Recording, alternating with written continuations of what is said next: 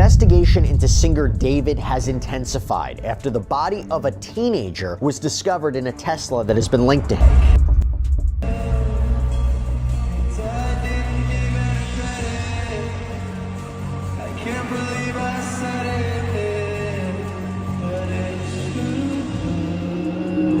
The story.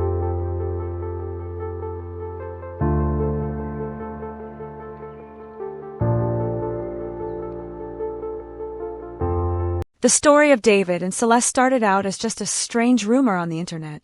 At first, people thought it was just another complicated and messy situation between a musician who was getting famous and one of his fans. Everyone pretty much ignored it. But then, the federal police started looking into it, and they discovered a story that was much more dark and scary than anyone could have imagined. It all began with an online friendship between a teenage boy, David, who was trying to make it in the music world, and a young girl named Celeste, who really looked up to him. What seemed like a normal connection online was actually a big problem from the very start. David was 16 or 17 years old at the time, but Celeste was only 11 or 12. That is a very big and worrying age difference for a friendship like theirs. Because of this, it didn't take long for both people on the internet and the police to start paying very close attention to their relationship. Then, on March 28th of 2022, David released a new song called Decide. When his fans first heard it, they didn't think there was anything special about it. But later on, the police investigating the case noticed some of the words in the song. One lyric said something like, "Save your tears, 7 years." To the investigators, this sounded a lot like David was talking about Celeste's age and suggesting that he was waiting for her to get older. It made his actions seem creepy and like he had a plan. Later that year, on September 7th, David released another song. This one was called Romantic. The date was very important because it was the same day as Celeste's birthday. Releasing a song called Romantic on her birthday felt like way too big of a coincidence. The people investigating the case saw this as another major clue. It seemed like David was becoming more open about his strange obsession with her, almost like he was leaving hints for everyone to see. As the police kept looking into the story, they started putting all the pieces together. They looked at the lyrics in his songs, the things he said during his live streams online, and reports about people who had gone missing. When they connected everything on a timeline, they saw a very disturbing picture. It started to look like David had been secretly confessing to what he was doing in real time, hiding his story and his music for everyone to hear. What began as a digital friendship between two kids ended up turning into a real-life nightmare. In public. This album is my life. Like, Withered is my life. Petals of Thorns and Lost Petals are what I wanted my life to be, and then Withered is my life. As the story of David and Celeste continued, things got even more complicated. By October, private conversations between the two of them started to appear online. These were from an app called Discord. In the messages, people could see David looking for Celeste in different online chat rooms, asking, "Is Celeste in here?" And she would answer him in a normal, casual way. These messages showed a clear and troubling timeline of their contact, making it very difficult for anyone to defend their relationship. The situation really started to get out of control in 2023. A short video clip from one of David's live streams on Twitch began to spread online. In the clip, David was laughing and talking with Celeste about some very controversial and inappropriate topics. Then, he suddenly seemed to panic and could be heard begging her to delete the recording of the live stream. That single moment made both investigators and his fans look at him with a lot of suspicion and doubt. Then, in February of 2024, Celeste's mother officially filed a missing persons report for her daughter for the very first time. This happened at the same time that people online were already calling David out. They were accusing him of having an inappropriate relationship with a 13-year-old and were predicting that the Los Angeles Police Department would soon catch up to him. Around this exact time, new photos of David and Celeste together started to show up on the internet, proving that they were still seeing each other even while she was officially listed as a missing person. When spring of 2024 came, the story became even darker. Celeste disappeared once again. She came back for a very short time, and then she vanished completely. But strangely, she kept appearing in the background of David's life.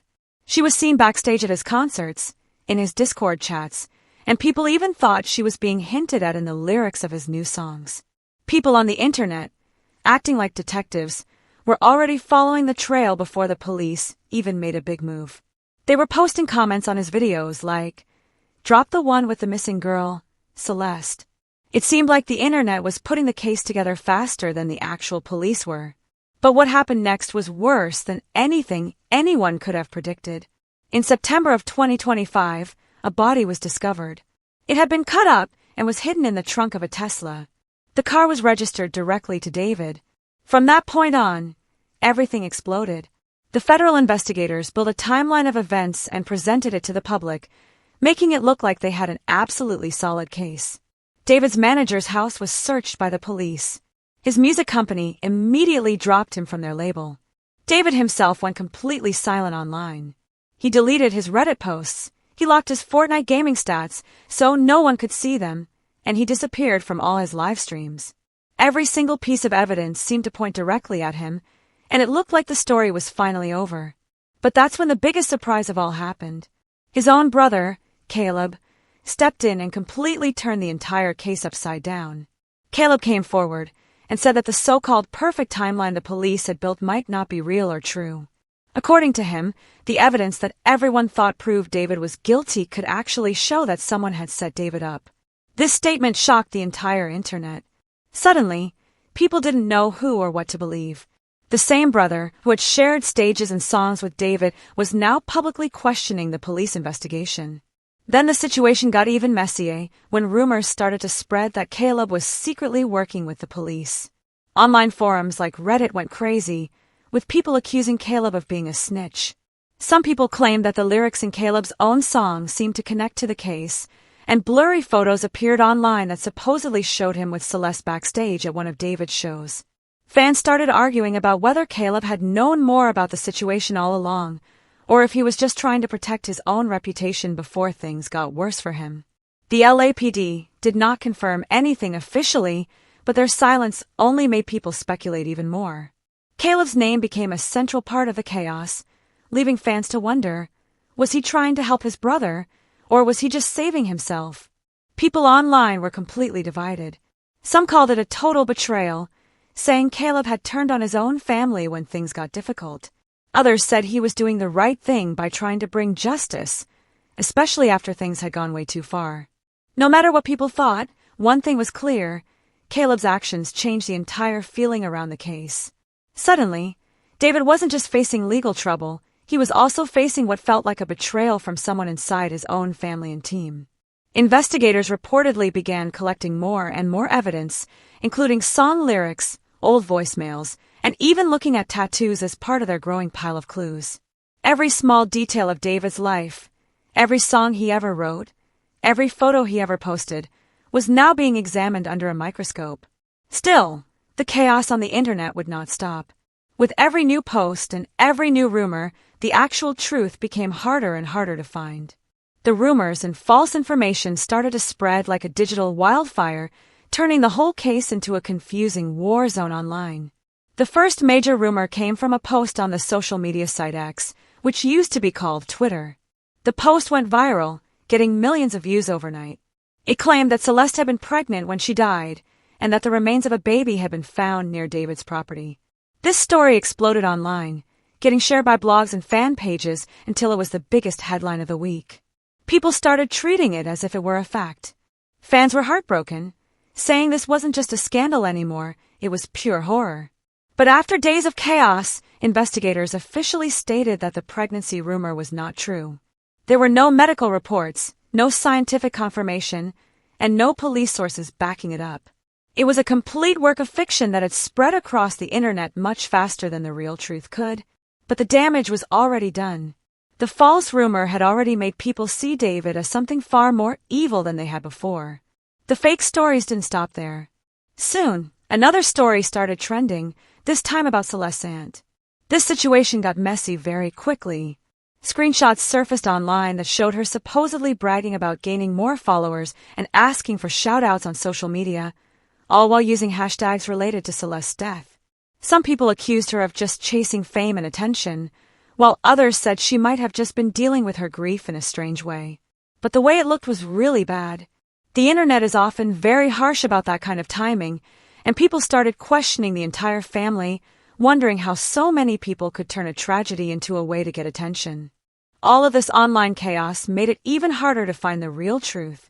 On one side, you had federal agents quietly building a serious murder case, and on the other side, you had millions of online detectives spreading wild theories, half of which turned out to be completely fake. It became impossible to tell what was a fact and what was fiction. But what most people didn't realize was that all this confusion might not have been an accident. Some people believe that all those false leads were part of a bigger plan to cover up the truth, flooding the internet with so much noise that the real, important evidence would get buried. Every fake rumor distracted everyone from what truly mattered, the real facts that connected David directly to Celeste's death. And that is where things became truly sinister. While everyone online was busy arguing about rumors, the real evidence was hiding in plain sight, inside David's own music. As the investigation continued, fans and police started looking very closely at everything David had ever created. They read his song lyrics, watched his old interviews, and even analyzed the times he broke down crying on stage. What they found started to feel less like an artist being creative and more like a secret confession hidden in his work. His old interviews suddenly sounded very different. He used to talk a lot about pain and beauty and having to say goodbye to people. Looking back, it sounded like he was preparing his fans for a terrible tragedy that was going to happen. In one old magazine interview, David talked about his childhood. He explained that he had a very strict upbringing. His parents took him out of regular school to homeschool him in a very religious household. This meant he was kept isolated and alone for most of his young life. He said that when he finally became famous and started making a lot of money, he felt free for the first time.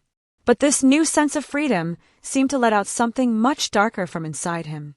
People online started to connect this change in his personality to the beginning of his obsession with Celeste. It was like he replaced his old loneliness with her, and she became the most important thing in his entire world. There is a theory that sometime between October and January, David may have killed Celeste. This might have happened right before or just after he finished his last album. When people went back to listen to the lyrics on that album, things sounded even creepier. One song talked about how love is beautiful for a while, but then it fades away. Another song mentioned ascending to the next era. At first, this just sounded deep and poetic. But now, fans wondered if he was really saying a final goodbye to Celeste. In another interview clip, David explained that his album, called Withered, was about returning to where I came from. That phrase sounded deeply haunting and too close to the truth after Celeste's body was found. Then there were the clues about flowers, which became one of the darkest parts of the whole case. His project, Withered, was supposedly going to be followed by a deluxe version called Japanese Lily.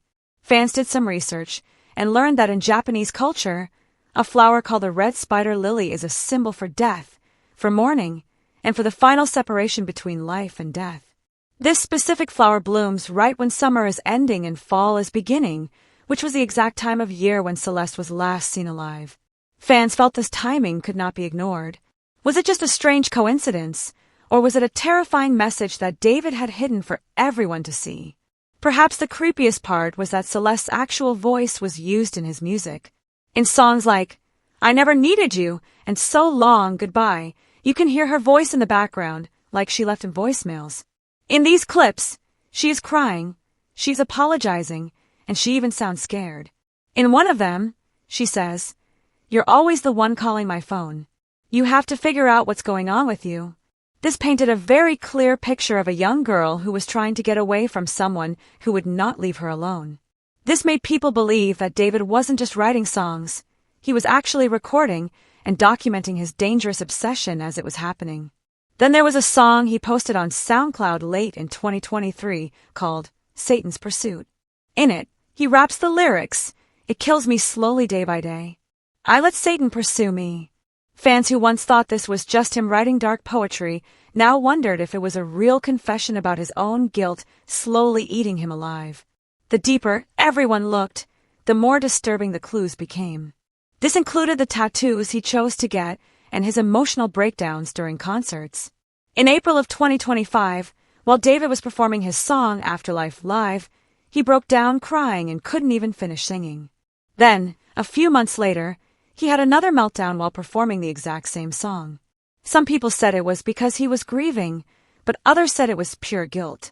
One thing was for sure, those didn't look like normal, emotional moments. They looked like the breakdowns of a man who was being haunted by something terrible that he could no longer keep hidden. Every lyric, every symbol, and every tear started to look like a piece of a giant puzzle. This puzzle painted a picture of David not as a misunderstood artist, but as a man who was trapped by his own terrible actions. And whether he meant to leave these clues or not, they turned his music into the most haunting and scary evidence in the entire case. By the time all these lyrics, live streams, and online clues came to light, the situation had grown much bigger than just David. What had started as a disturbing relationship between a musician and a fan had now turned into a huge scandal for the entire music industry. The whole internet was asking one question: who else knew what was going on? It seemed impossible that something this big could happen without other people in his life seeing the warning signs. That's when people started looking closely at his management team, his music label, and everyone else who was connected to his brand. When the federal police raided the house of Josh Marshall, who was David's own manager, fans knew the story was far from over. The authorities said the raid happened just a few days after Celeste's body was officially identified. That timing was not a coincidence. Investigators believe that Josh might have known much more about the situation than he had told anyone. It also didn't help that online detectives were already accusing Josh of allowing David's behavior to continue. They said he ignored the red flags because David was making everyone a lot of money. There were even claims that Josh and the music label had been warned as far back as 2024 that Celeste was a missing minor, long before the news ever became public. If that was true, then it meant the people in charge of David's career didn't just accidentally look the other way, they actively protected him. The situation gets even worse. Fans pointed out that Celeste had been seen backstage at David's concerts many times. She was often hanging out with his team, using fake IDs, and posting pictures that made it obvious she was not old enough to be in those places. Anyone around him could have taken one look at her and known she was too young. But they let the show continue because David was very profitable. He was a young artist with a loyal fan base, millions of music streams, and viral hits that brought in real money. Nobody wanted to risk losing that income. So, instead of stopping him, they allegedly let his behavior slide. This is why people started saying that this wasn't just about one man spiraling out of control. It was about an entire system working to cover it up. After the police searched David's apartment, reports came out saying that his manager, Josh, immediately ended the lease on the property. Fans saw this as a major red flag. To them, it looked like a cleanup move, as if Josh was trying to get rid of evidence before the police could look too closely. Then, just hours after that, the music label cut all ties with David. They removed his music from their playlists and canceled all of his future projects. This all happened too cleanly and too quickly. The internet called it damage control, accusing the label of being more interested in protecting their brand's reputation than in finding the actual truth. It seemed like a public relations escape plan that was disguised as them taking the moral high ground. Meanwhile, the situation with David's brother, Caleb, became even more complicated and difficult to understand.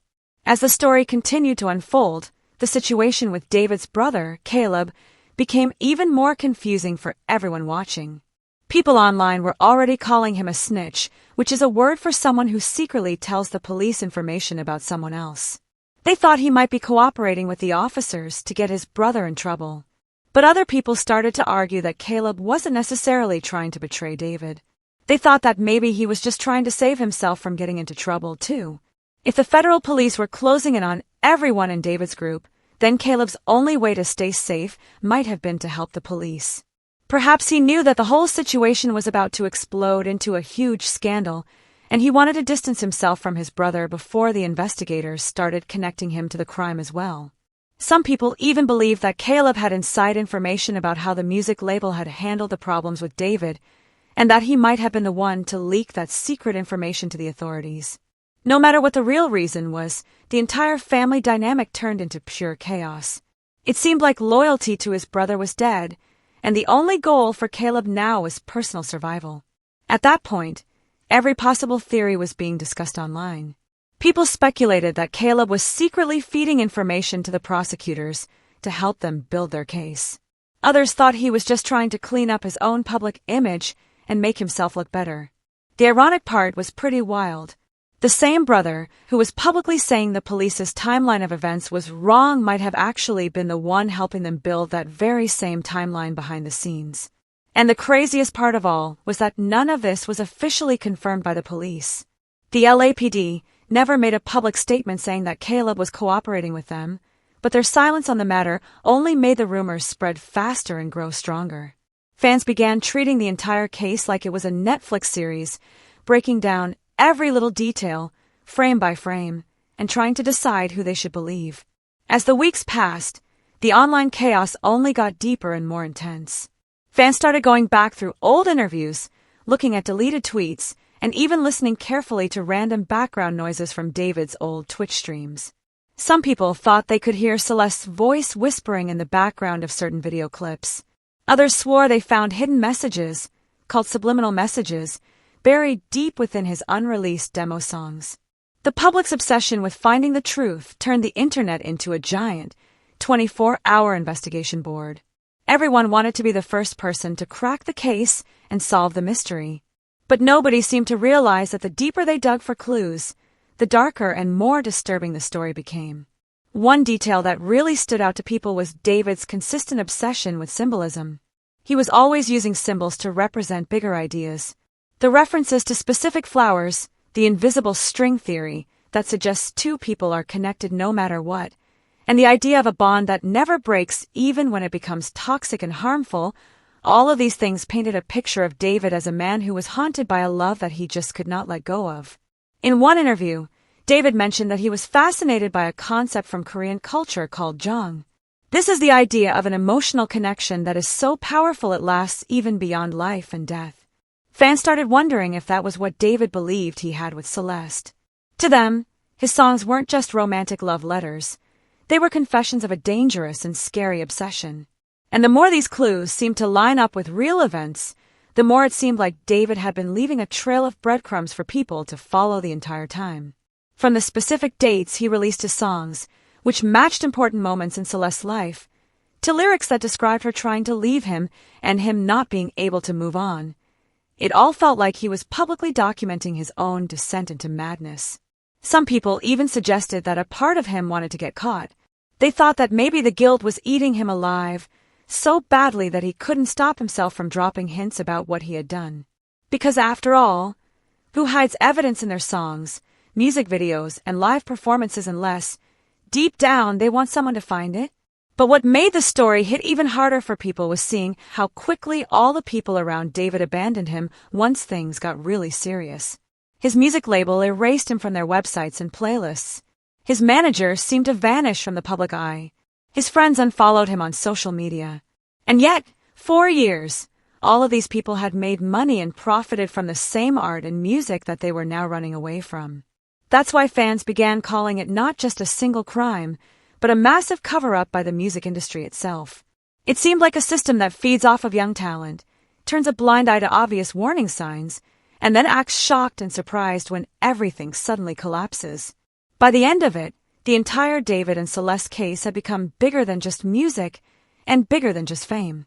It was a reflection of what can happen when power, money, and a dangerous obsession get mixed together with silence from everyone who is supposed to be watching. The boy who once made emotional love songs was now a symbol of tragedy, betrayal, and a whole lot of unanswered questions. Because whether you think he was guilty, or that he was framed, or that he was just a person who was completely lost, one thing is undeniable. Every clue, every lyric, and every emotional meltdown told a story that no public relations statement could ever erase. And for Caleb, the brother who was caught between loyalty to his family and his own need to survive, that story is one that will likely haunt him forever.